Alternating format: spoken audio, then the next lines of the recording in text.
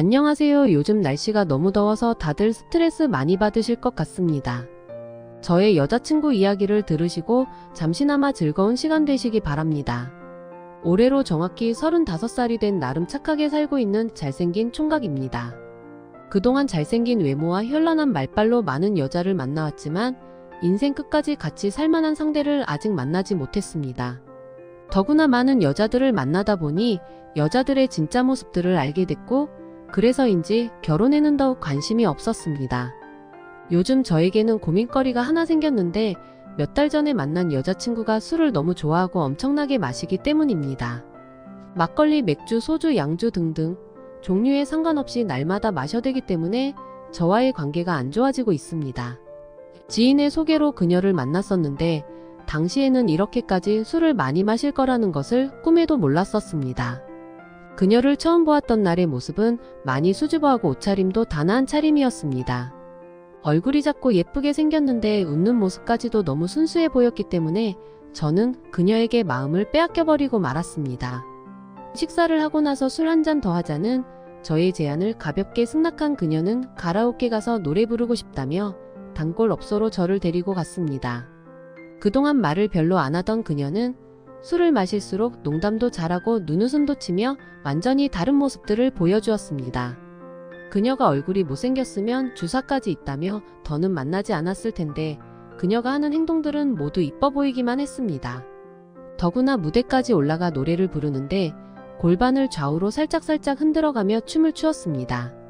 저는 춤추는 모습을 보면서 애간장이 타들어갔고 어떤 수단을 써서라도 그녀와 좋은 시간을 가진다는 다짐을 하였습니다. 생각보다 술을 많이 마시던 그녀는 말을 놓기 시작하더니 저를 친구처럼 편안하게 대하였습니다. 그때까지만 해도 모든 게 계획대로 잘 풀려나간 것 같아서 저는 즐거운 상상들을 하기 시작했었습니다. 하지만 화장실에 다녀온다는 그녀가 10분이 지났는데도 돌아오지 않았고 전화를 해도 연결이 안 되었습니다. 가게 직원에게 상황을 설명하며 찾아보라고 말했더니 그녀는 술에 취하게 되면 조용히 택시 타고 가버린다는 것이었습니다. 너무 황당하고 괘씸하긴 했지만 술에 취해 난잡하게 행동하지 않고 집으로 바로 간다니까 그녀가 더욱 저의 맘에 들어오게 되었습니다. 그녀처럼 마음에 드는 여자를 한 번도 놓쳐본 적이 없었던 저는 그녀 또한 절대 놓치지 않고 꼭 인연을 만들겠다는 불굴의 의지로 계속 연락을 했습니다. 하지만 그녀는 계속 연락이 안 되었고 제가 보내는 모든 메시지를 무시하였습니다.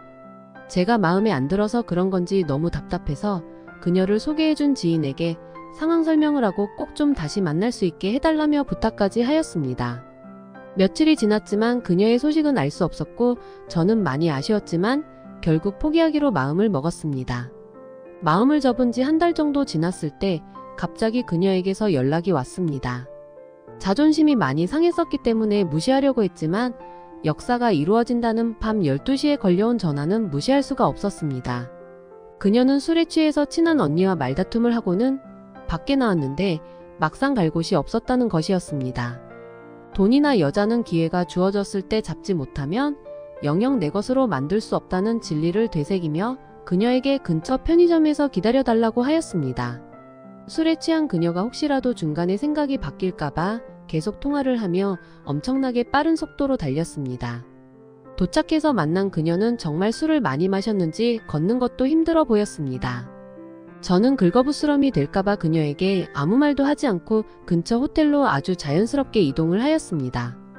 행여나 안 된다고 할까봐 조마조마 마음을 졸였는데 다행히도 그녀는 저와 같은 생각이었습니다. 그녀가 취해 있었지만 즐거운 시간을 보내기에는 아무런 문제가 되지 않았습니다. 그렇게 즐겁게 놀면서 그녀는 또 다른 매력을 맘껏 뽐내었고 그 덕분에 저는 너무나 행복한 시간을 보냈습니다. 저희는 오래된 연인들처럼 사랑을 확인한 끝에 사귀기로 결정을 하였습니다. 그녀는 엄마를 도와 일식집에서 일을 했는데 점심 장사가 끝나고 나면 집에 와서 놀다가 저녁 장사 시작할 때쯤 돌아갔습니다. 일을 하면서도 날마다 저를 찾아왔던 그녀가 예전처럼 갑자기 일주일 동안 연락이 안 되었습니다. 일주일이 지나서야 나타난 그녀는 너무 충격적인 이야기를 하였습니다. 그녀에게는 5년 넘게 만나온 유부남이 있었고 저를 만난 뒤에도 계속 관계를 유지했던 것이었습니다. 저를 많이 좋아하지만 유부남과도 헤어질 수 없으니 계속 만날 건지 선택을 하라는 것이었습니다. 유부남을 만난 이유나 계속 만날 수밖에 없다는 그녀의 사연을 듣고서 이해는 할 수 있었습니다. 사랑하는 마음이 없었다면 아무렇지 않게 만날 수도 있었겠지만 도저히 더는 만날 수가 없었습니다. 그녀는 너무 미안해서 솔직하게 말을 하였겠지만 저는 받아들일 수가 없어서 헤어지기로 결정하였습니다.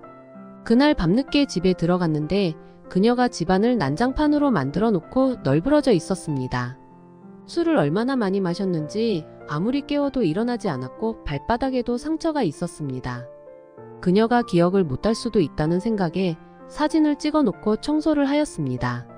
많이 괴로워서 이런 일을 벌였다는 걸 알지만 어떤 이유로도 용납을 할 수 없었던 저는 자고 있는 그녀를 깨워서 내보냈습니다. 내보내긴 했지만 술 취한 게 너무 걱정돼서 창밖을 계속 보고 있는데 한참을 지나도 그녀가 집에서 나오지 않는 것이었습니다.